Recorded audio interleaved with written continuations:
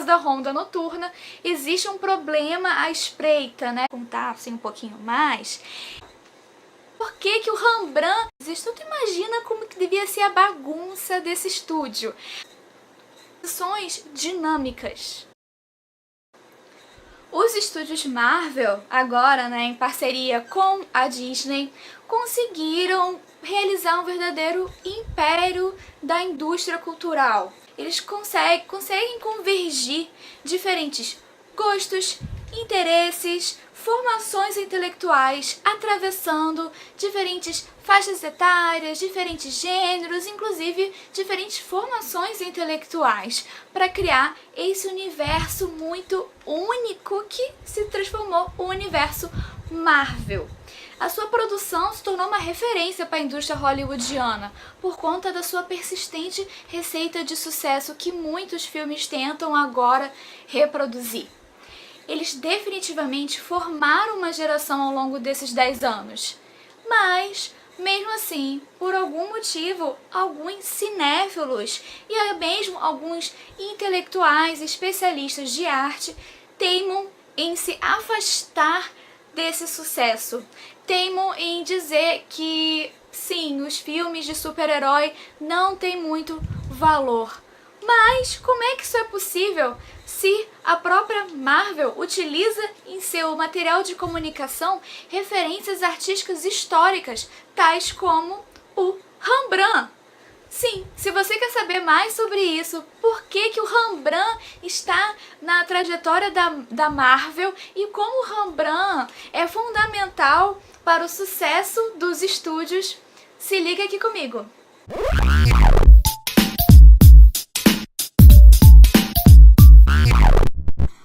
Coisa que sempre chamou muita atenção em relação à produção da saga Marvel foi que eles conseguem conduzir toda a saga de forma com que cada super-herói tenha o seu próprio filme e que cada filme tenha a sua própria personalidade e estilo, mesmo que esteja dentro de um formato da receita de sucesso. Por ter cada filme uma personalidade diferente, não impediu de forma alguma que eles conseguissem convergir todas as tramas em 4 filmes, em que os personagens se juntam na saga Vingadores, na iniciativa Vingadores, é esse o nome, para que os heróis juntos consigam lutar contra alguma ameaça específica. E as pessoas às vezes não levam muito em consideração, não falam o suficiente o sucesso que é você convergir diferentes estilos, personalidades e tramas narrativas, tramas dramáticas em um mesmo filme.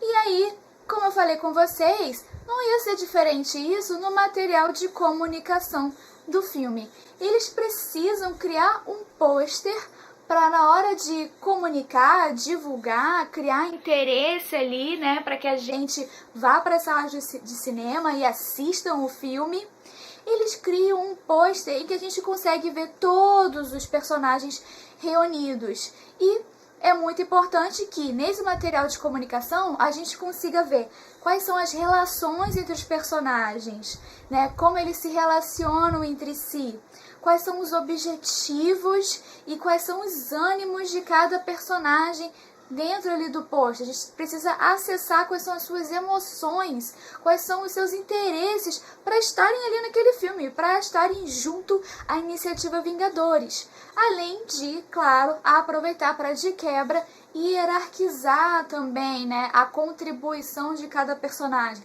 definindo os protagonistas. Sim, porque a gente pode até ter muitos personagens, mas com certeza a contribuição de cada um vai ter um valor diferenciado. E justamente é no pôster do filme que a gente consegue também comunicar quem é que vai ter mais relevância, quem é que vai atuar mais, quem é que vai contribuir mais e fazer a diferença na história. E aí, como é que a gente faz um pôster sem que fique um completo caos visual? Afinal, a gente está falando de muitos personagens. Eu não consigo nem dar conta de quantos personagens que aparecem nos Vingadores. E a gente já sabe, né, no Vingadores Guerra Infinita, que foi tudo realizado com muito êxito. Mas, pera lá, então, como é que fica esse pôster? É aí que entra o nosso maravilhoso, o gatinho holandês, Rembrandt. Sim, Rembrandt que vai dar todas as dicas de como construir o melhor pôster para esse gigante da indústria cultural. É muito doido mesmo como as coisas são, né? Porque às vezes a gente cria um certo pudor, faz assim menospreza mesmo algumas linguagens, algumas expressões culturais, porque elas são ditas da cultura pop, do entretenimento, da indústria cultural. Sendo que, justamente, para esses produtos fazerem muito sucesso, eles precisam se voltar para importantes referências artísticas. E eles estão sempre muito ligados quais são os principais paradigmas. E aí que entra o Rembrandt para quebrar completamente desse preconceito de que filme de super-herói não tem nada a ver com arte, não tem nada a ver com história da arte, não traz nenhuma contribuição para o nosso universo cultural, para a cultura da sociedade contemporânea, né? Esse cara, o Rembrandt, ele é um pintor do século XVII que foi tido como responsável pelo século de ouro dos Países Baixos. Por que que ele é tão famoso assim? Por que que ele é o representante do século de ouro? Porque ele criou uma rotina de ateliê muito peculiar, que não era uma coisa muito comum na época e que mudou completamente os nossos critérios e o nosso pensamento sobre o que é um ateliê de artista, tá? Segura aí, porque antes de falar do pôster, eu preciso muito falar de como ele criava esse ambiente de ateliê. Calma que as coisas se amarram no final, beleza? No ateliê que o Rembrandt criou, ele tinha praticamente um estúdio cinematográfico. Por que eu tô falando isso? Porque ele colocava uma galera, mas assim, uma multidão, ele contratava uma multidão de modelos e projetava cenas muito bem produzidas, com um design de produção, que é isso que a gente chama hoje, impecáveis, para justamente dar vida às cenas que ele ia pintar. Então ele não simplesmente tirava da imaginação dele, ele fazia um palco em que ele teatralizava completamente a cena que mais tarde ele iria pintar em uma das suas célebres obras, né? Então os modelos dele eram muito importantes de que soubessem atuar, soubessem interpretar e pudessem assim trazer uma carga dramática muito forte para as pinturas. Então o Rembrandt, além de ter esse ateliê que tem um entra e sai muito doido, né, que vai uma galera, ele movimentava a cidade inteira para produzir uma obra de arte, uma pintura apenas. Além disso, né, ele foi um dos primeiros pintores a defender com unhas e dentes que as cenas precisavam ter uma dramatização e que os seus aprendizes também participassem como modelos de suas obras de arte, porque através dessa construção da capacidade de interpretar, esses aprendizes iriam adquirir um repertório de emoções e assim conseguiriam retratar com maior fidelidade as diferentes nuances das emoções, das feições faciais dos indivíduos. Então ele sempre, inclusive, falava muito de que a gente precisava procurar nas cenas cotidianas esse repertório das expressões faciais, das reações emocionais que o indivíduo comum dava, né, sei lá, na feira, comprando pão, seja lá o que se fazia em Amsterdã no século XVII, né? E aí pescar tudo isso para poder, utilizando esse repertório que você gravou na sua memória, poder assim produzir obras de arte que são até hoje completamente marcadas com o tempo. Então, o Rembrandt, ele não via o estúdio apenas como um ateliê de artesão, que era ainda uma categoria de ofício muito associada ao artista, apesar de já estarmos aí dentro do Renascimento, tá? E aí ele utilizava esse ateliê como uma verdadeira escola. Ele era conhecido por sempre tomar muitos aprendizes. Então, tu imagina como que devia ser a bagunça desse estúdio. Além de ter vários modelos, tinha vários aprendizes e ele queria construir aquele ateliê como uma verdadeira loja de arte. Então, por que ele assumia muitos aprendizes, ao contrário do que se fazia na época? Na época, para te contar assim, um pouquinho mais, as pessoas pegavam, sei lá, 2, 3 aprendizes. E normalmente esses aprendizes já tinham uma formação artística muito bem formada.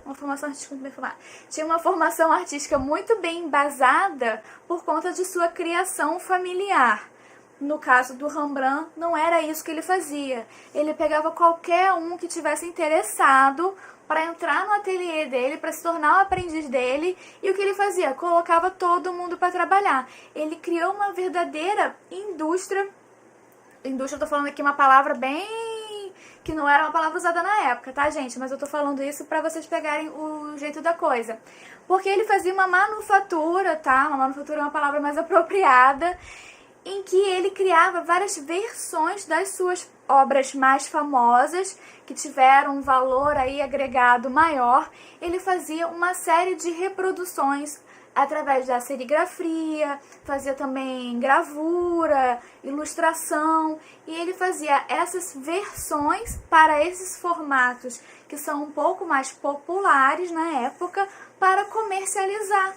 Inclusive, ele vendia muitas ilustrações e muitas serigrafias para pequenos burgueses em feiras de arte, feiras de rua.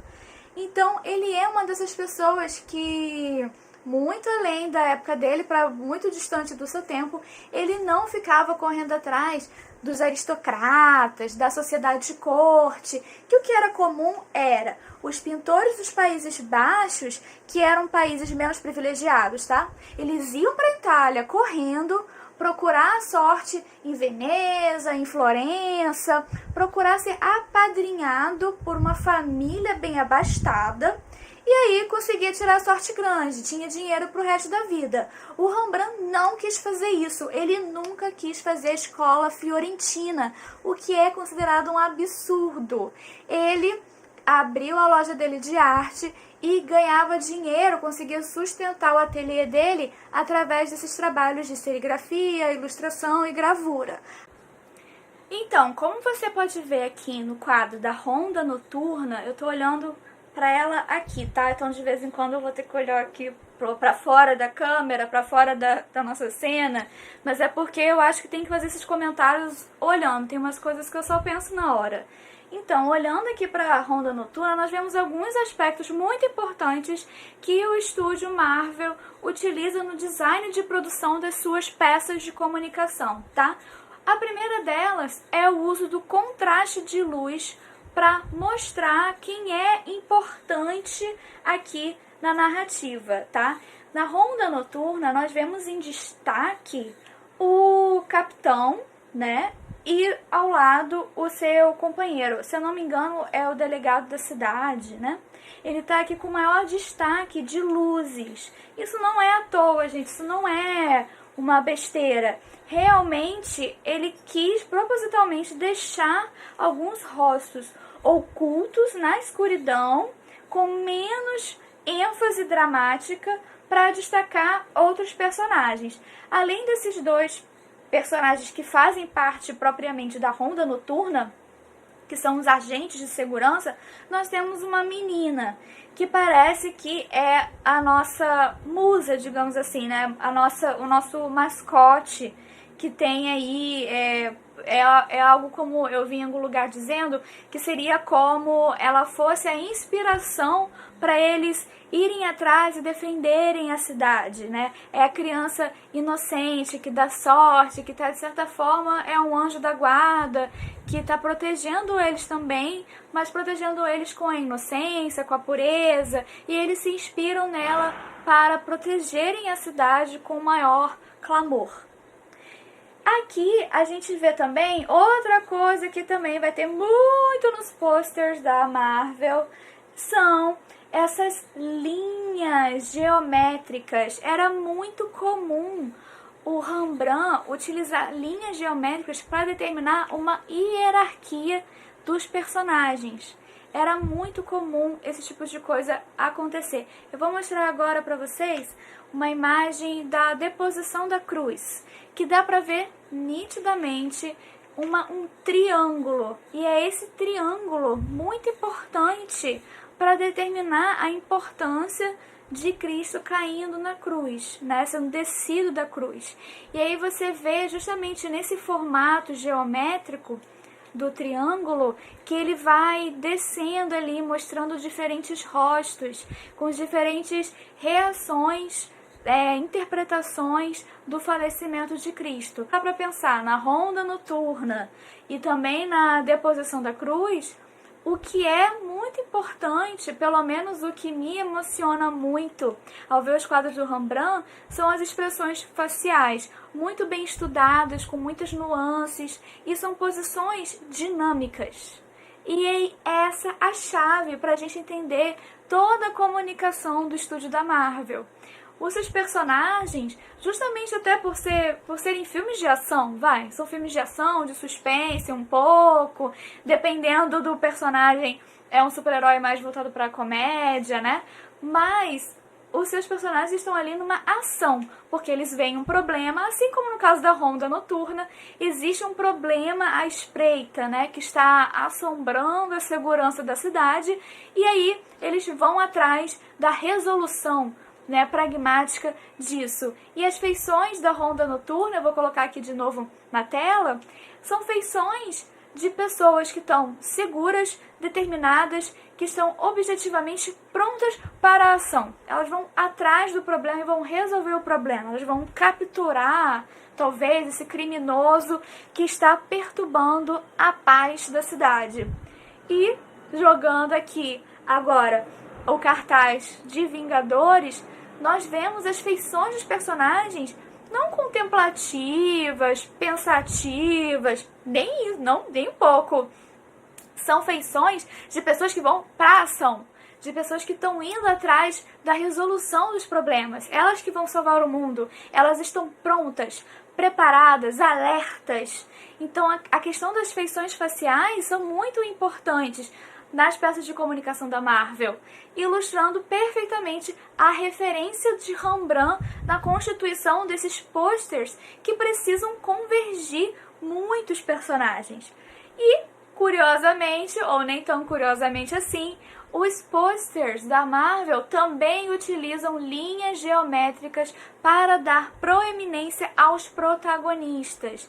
Eles também produzem esse jogo de luz, esse contraste entre iluminação e sombra, para dar mais destaque aos protagonistas da história. Aliás, vale comentar que, se no Vingadores Guerra Infinita a pessoa centralizada era o Tony Stark, a pessoa com maior proeminência, né, enquanto os outros personagens apareciam em menor escala, apareciam com maior sombra, nesse caso do Ultimato, quem parece triangular melhor nessas linhas geométricas, que a gente reparou graças ao Rembrandt, é o Capitão América. É o Capitão América que está em maior destaque, com maior luz, né? E ele está justamente no entrelaço, assim, entre as diferentes linhas geométricas. É ele que aparece mais. É ele que está convergindo a ação de todos. É ele que une, é ele que é o líder, né? Enquanto o Thanos tá meio que ele é o céu negro, né? Ele tá sempre à espreita. Até mesmo no pôster chinês, a gente vê todos aqueles que foram usurpados, né? Todos aqueles que desapareceram da história no final do Guerra Infinita, todos eles desapareceram e eles estão à sombra. Eles não têm face, eles são um fantasma, né, perseguindo os heróis para que eles tomem alguma atitude em relação a eles, né, faça vingança para eles. Se você conhece alguém que não gosta de filme de super-herói, compartilhe esse vídeo com essa pessoa e me diz o que ela achou.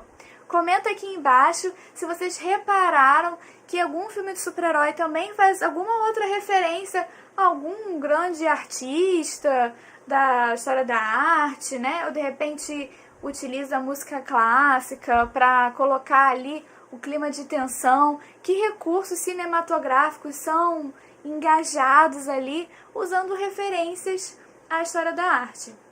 Beleza?